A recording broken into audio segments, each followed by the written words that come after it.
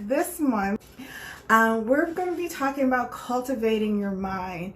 I'm calling it cultivating the garden of your mind, because if you don't know this about me, I like plants, and I believe that our minds are a lot like the soil in the garden, and it needs to be tended to, tilled, and cultivated. It just needs to be cultivated. If it's not cultivated, a lot like your yard, it's going to grow weeds and everything else is going to take over.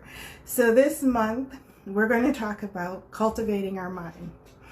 And I want to start off by giving major props to my dad, because I think he's the first person that taught me the importance of, being in control of your mind, being in control of your thoughts.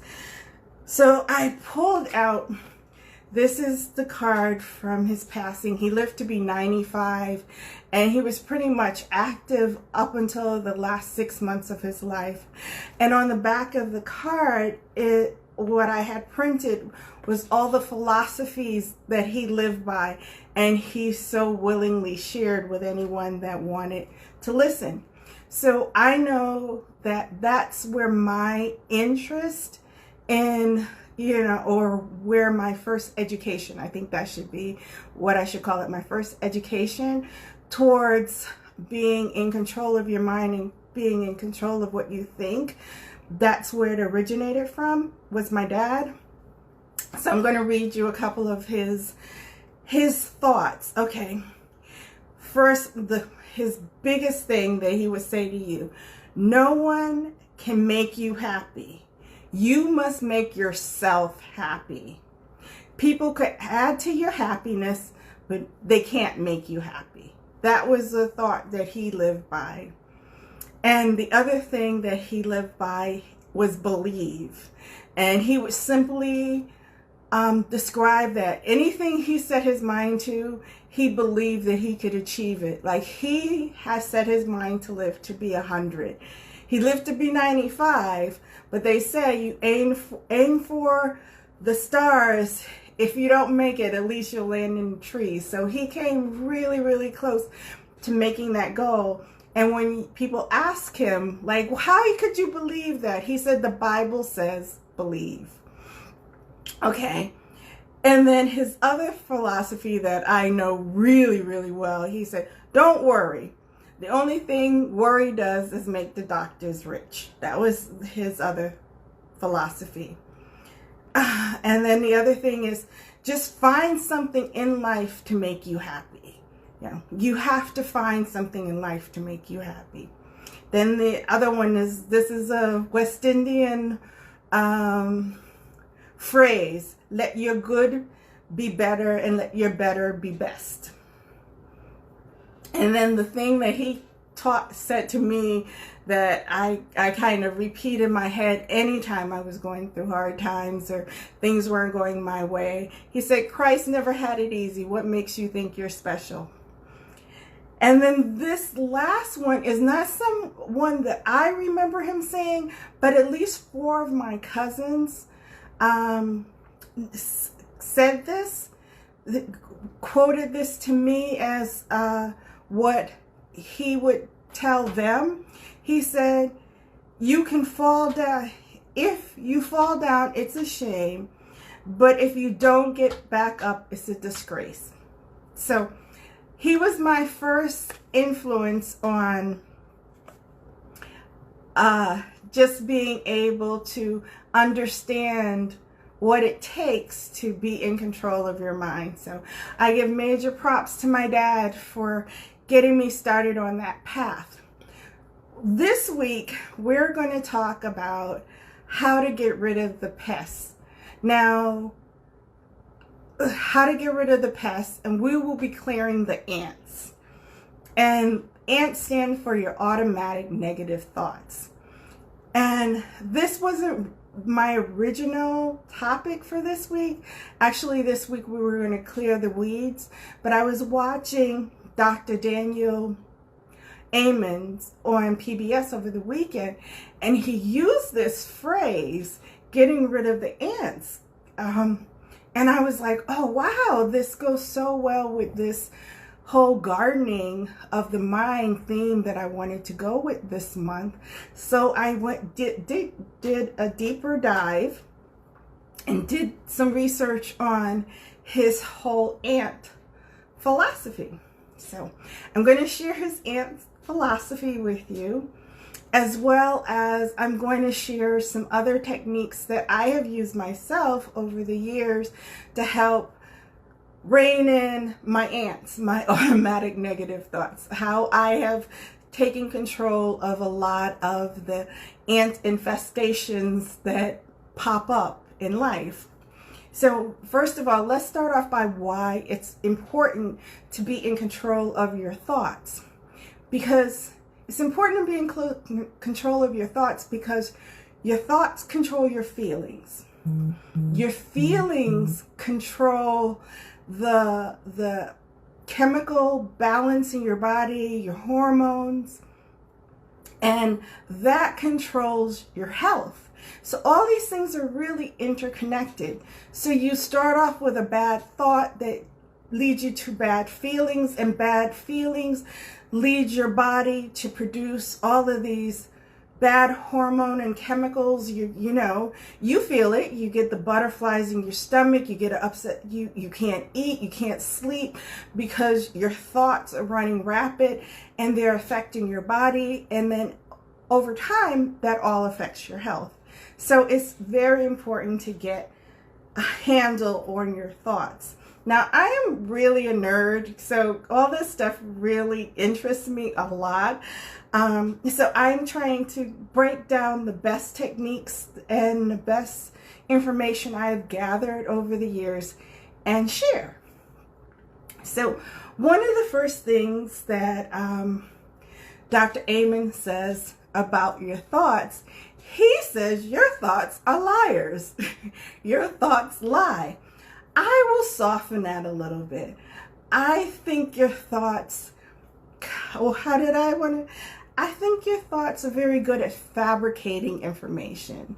You know, your thoughts kind of really are good at making up stories. And like, you could have a thought that will try, convict, put you in prison for life without any facts or proof. Nothing. Your thoughts will just take you from 0 to 100. No proof, but your thoughts are there and you believe it because it came to your mind. And there has to be evidence out there somewhere to back up what these thoughts are saying.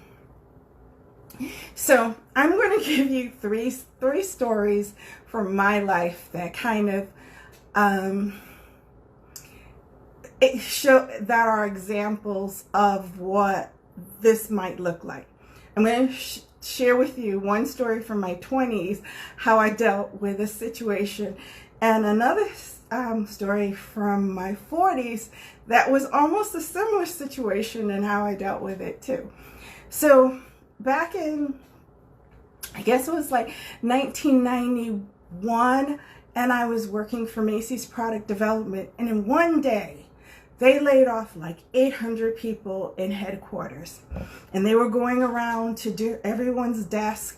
And I had only been there for like a month or two. I hadn't been there. I hadn't even made my 6 months probation mark yet.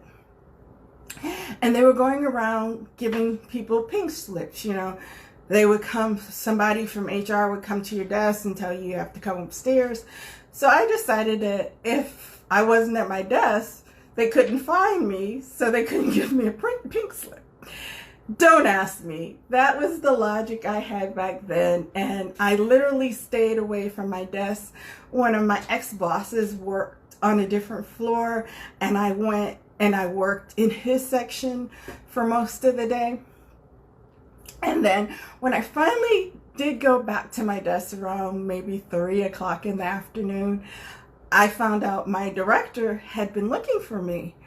And I reluctantly went into her office because, of course, my aunts, all the automatic negative thoughts. I hadn't been there for 6 months. First one hired. The last one hired, first one fired.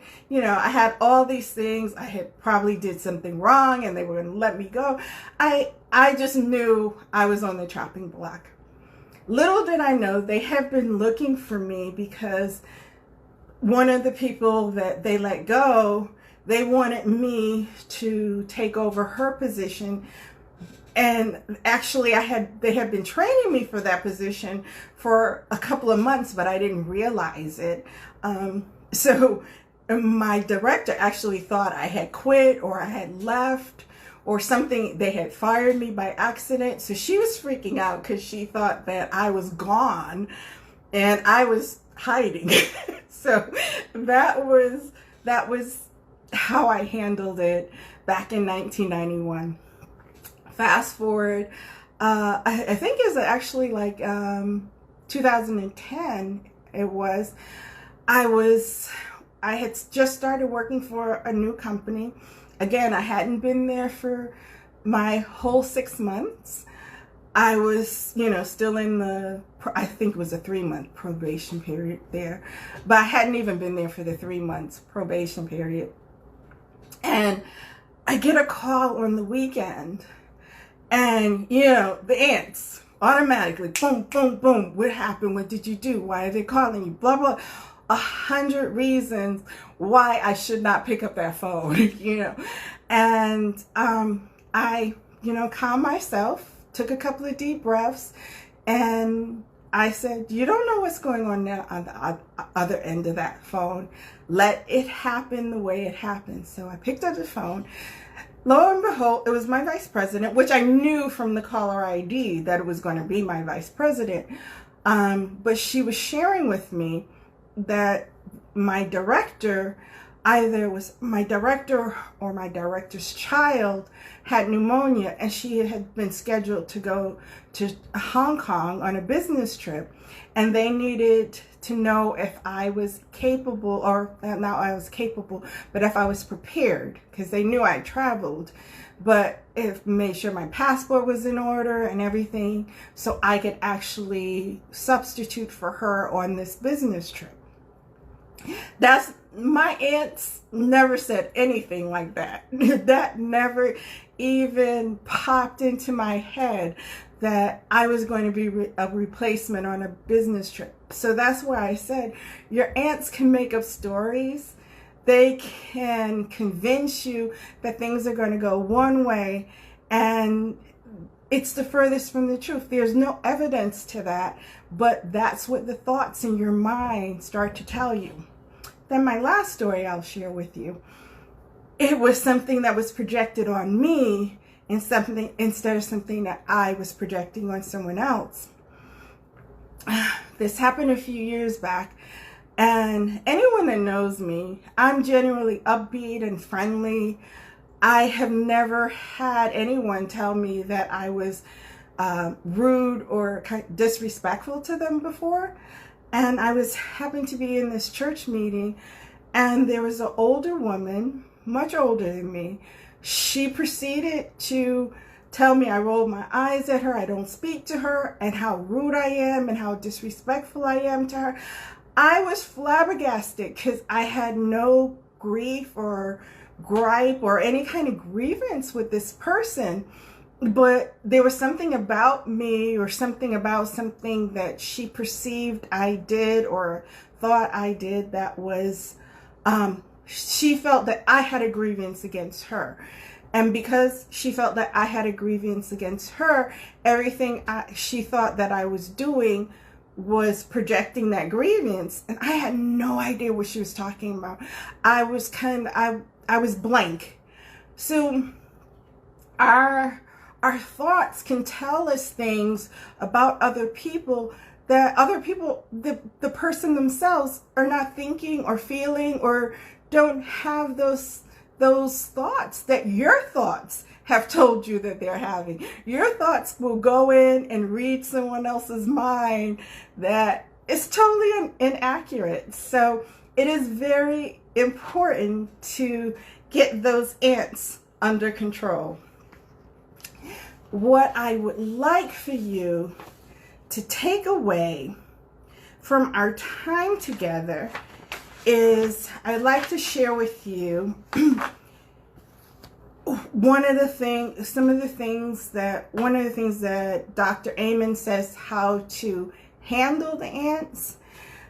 First, I would like to start with two things that I would like you to make sure you're doing. One is that you recognize when the ants are getting busy. You know, you recognize when things are like that chatter is going on, those ants are going off. Okay, so first of all, you have to step back and recognize it. Two, I want you to make sure you don't invite any other ants to that party. Because what quite often happens is when the ants start talking, you find someone else that has just as many ants going on as you do, and y'all start comparing ants, and then you wind up with a whole infestation of all these automatic negative thoughts. So first of all, recognize when your ants are getting busy and don't invite any other ants to the party. That's the first two things. Now, what Dr. Amen says that you should do is that you should write down what are the thoughts that you're having. You should write down exactly what is going on in your head, and then you should name what that ant is, what type of ant it is. And he gives several types. He gives the blame, the fortune teller, that ant that's going to tell you what's going on inside somebody else's head. The storyteller, the ant that just makes up stories of what's actually going to happen with no proof or no evidence. The self-blame.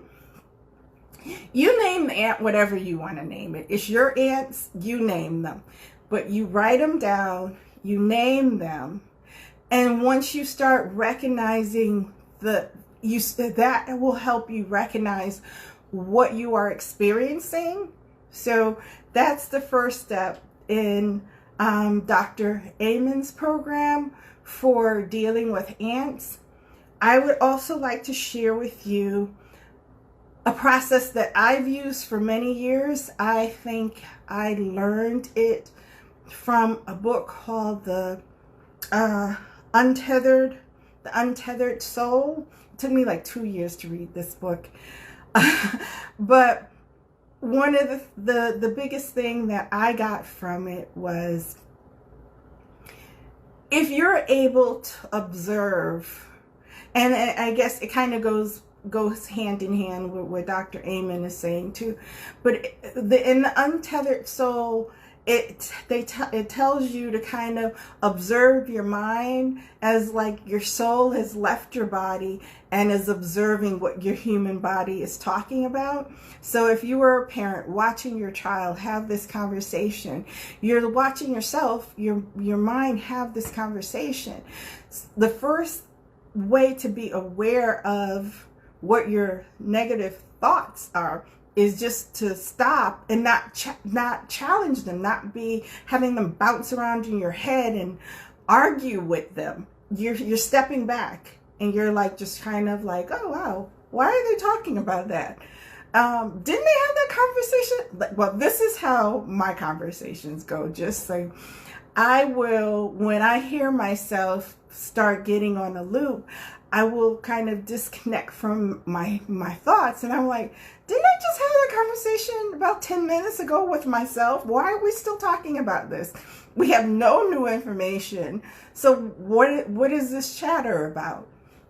So that observation, and then that realization that you can separate yourself in a way that you could shut it down. The same way you would do with a child or a conversation that you didn't need to be in, you can shut it down. Believe it or not, you can shut it down. You have that authority. So I hope you've gained some very helpful insight from this conversation. The last thing I would like to leave you with it is essential to be able to handle your thoughts in order to find joy, peace, purpose, and your passion. Because you can't have you can't plant the good over a whole bunch of bad weeds that are just sucking the good food, the fertilizer out of the soil. So when you have all of these negative thoughts and pests like running around the yard, they're sucking all the good out of the energy that you need to put towards those things that you want to accomplish. So I am so excited about this month. I really love this stuff, and I hope you enjoy taking this journey with me. So this week we talked about the pests and getting rid of the ants. Next week we're going to weed the garden. We are going to see how you've been fertilizing your garden. So we'll get more into that. I don't want to give away too much. And then the following week, we are going to seed the garden. So we have to clear, a lot like if you're going to plant something. You got to clear things out in order to have a clear, fresh canvas or cleared spot in order to seed your garden. So we're going to do clearing for 2 weeks, then we're going to seed the garden the 3rd week, and then the 4th week we're going to start preparing for the harvest. So I am so excited about this month, and I hope you enjoy this as much as I am. So happy hump day, and see you next Wednesday. Be blessed.